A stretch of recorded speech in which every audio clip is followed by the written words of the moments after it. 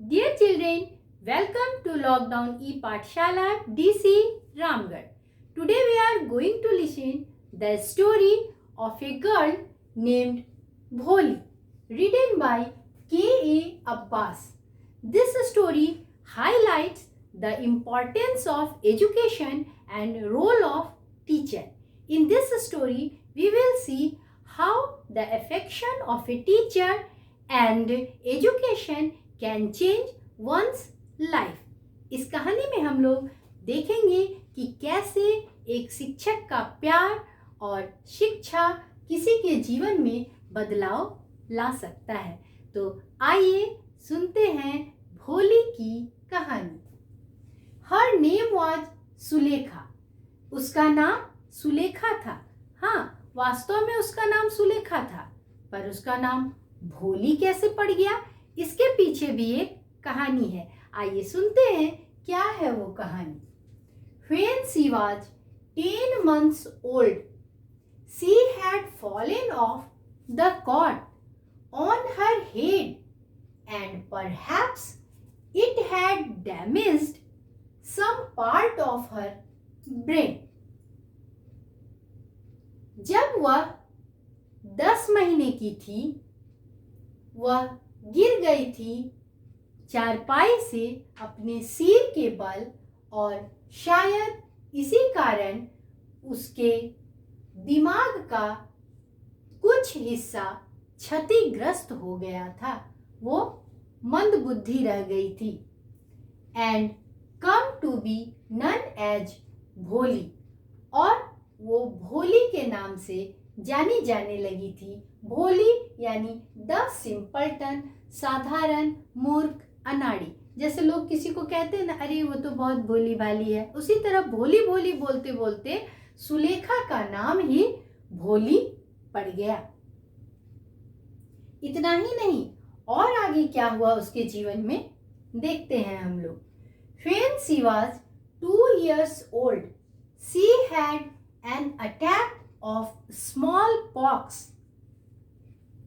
जब वह 2 साल की थी, तब उसे चेचक हो गया।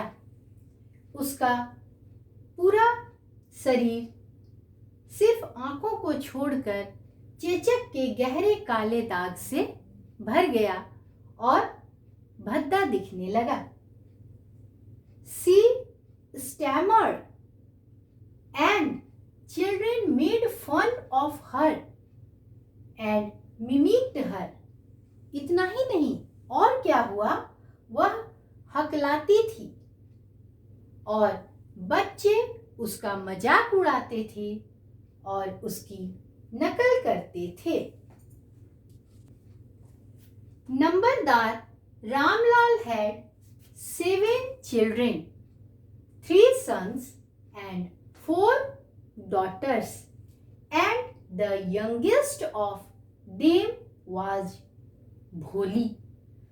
नंबरदार ब्रिटिश शासनकाल में जमींदार होता था, जो अपनी पट्टी के हिस्सेदारों की मालगुजारी वसूल करने में सरकार की मदद करता था। वही नंबरदार था रामलाल, और रामलाल के 7 बच्चे थे, 3 लड़के और 4 लड़कियां, और उन सभी बच्चों में सबसे छोटी जो थी वह थी भोली। All the children except भोली were healthy, strong and good looking. सभी बच्चे भोली के अतिरिक्त, भोली को छोड़कर, और जितने भी 6 बच्चे थे सभी स्वस्थ थे, मजबूत थे और अच्छे दिखते थे। The sons had been sent to the city to study. बेटों को, जो 3 बेटे थे, तीनों बेटों को पढ़ने के लिए शहर भेजा गया। उस समय गांव में स्कूल नहीं थे और लड़कियों को पढ़ाने की प्रथा भी नहीं थी। लोगों की ऐसी मान्यता थी कि अगर लड़की स्कूल चली गई तो उससे कौन विवाह करेगा। तो रामलाल ने बेटों को तो पढ़ने के लिए शहर भेज दिया, पर बेटियों की शादी कर दी। It was not difficult to find bridegrooms for 3 daughters. कोई दिक्कत नहीं हुई दूल्हा ढूंढने में 3 बेटियों के लिए। तीनों बेटी की शादी आसानी से हो गई क्योंकि तीनों बहुत ही सुंदर थी। But Ramlal was worried about Bholi because she had neither good looks nor intelligent. लेकिन रामलाल चिंतित रहता था भोली के बारे में क्योंकि वह न तो अच्छी दिखती थी और न ही बुद्धिमान थी। When Bholi was 7 years old, a primary school for girls was opened. जब भोली 7 साल की हुई तो एक प्राइमरी स्कूल प्राथमिक विद्यालय लड़कियों के लिए खुला। The tehsildar Saheb told Ramlal to must send his daughter to school. तहसीलदार साहब नंबरदार रामलाल के ऊपर पद पर थे। उन्होंने रामलाल को कहा अपनी बेटी को अवश्य विद्यालय भेजने के लिए। His wife opposed this order. उसकी पत्नी रामलाल की पत्नी ने इस आदेश का विरोध किया। But Ramlal had not the courage to disobey the तहसीलदार।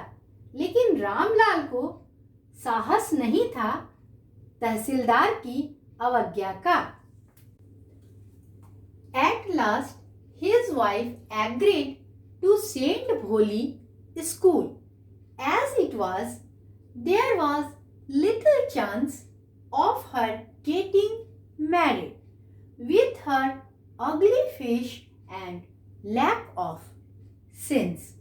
और अंत में उसकी पत्नी राजी हो गई भोली को स्कूल भेजने के लिए, जैसे कि यह था कि उसके विवाह की कम ही संभावना थी।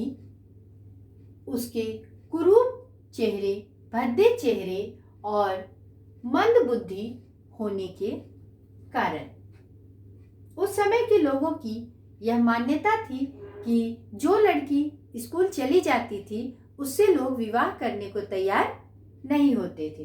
तो उसकी माँ को लगा कि ऐसे भी चेहरा खराब है, मंद बुद्धि है, उसकी शादी तो होगी नहीं, कम ही संभावना है शादी की, तो चलो उसको स्कूल भेज ही देते हैं। उसे इसलिए स्कूल भेजने को वो राजी नहीं हुई कि वो कुछ शिक्षा हासिल कर ले, कुछ ज्ञान हासिल कर ले, लेकिन इसलिए राजी हुई कि इसका विवाह तो ऐसे भी नहीं हो सकेगा और चलो स्कूल ही भेज देते हैं, यह अध्यापकों के सिर की दर्द बनी रहेगी।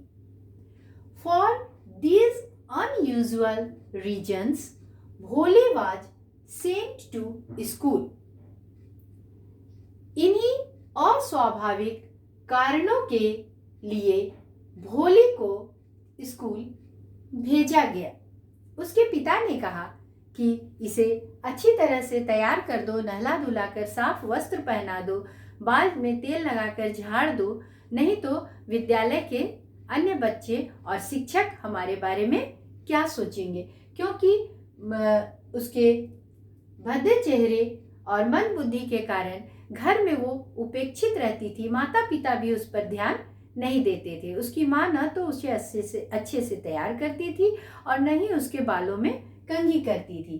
पर उस दिन उसकी माता ने उसे नहलाया धुलाया, साफ किया, उसके बालों में कंघी की। उसके पिता ने उसका हाथ पकड़ा और स्कूल ले जाने के लिए कहा। She was frightened. वह डर गई थी क्योंकि एक बार उसकी गाय लक्ष्मी को घर से बाहर निकाल दिया गया था और उसे बेच दिया गया था। भोली को कुछ वैसा ही महसूस हुआ, पर जब उसे वस्त्र पहना दिया गया, नए वस्त्र क्या, अपनी ही बड़ी बहन के जो वस्त्र छोटे हो गए थे, पुराने हो गए थे, उसी वस्त्र को उसे पहना दिया गया और अच्छे से तैयार कर दिया गया, तो भोली को ऐसा महसूस हुआ कि मैं घर से किसी अन्य श्रेष्ठ अच्छी जगह पर ले जाई जा रही हूँ, और वह स्कूल जाने को तैयार हो गई। आज की कहानी यहीं तक, और अब इससे कुछ रिलेटेड क्वेश्चंस हैं जो बहुत ही इजी हैं और आपको उसका सारा आंसर इसी स्टोरी में मिल जाएगा। Question number 1, who was the writer of the story Bholi? Bholi कहानी के लेखक कौन थे? Question number 2, what was her actual name and why she came to be known as Bholi? उसका वास्तविक नाम क्या था और क्यों वह भोली के नाम से जानी जाने लगी? Question number 3, why is Bholi's father worried about her?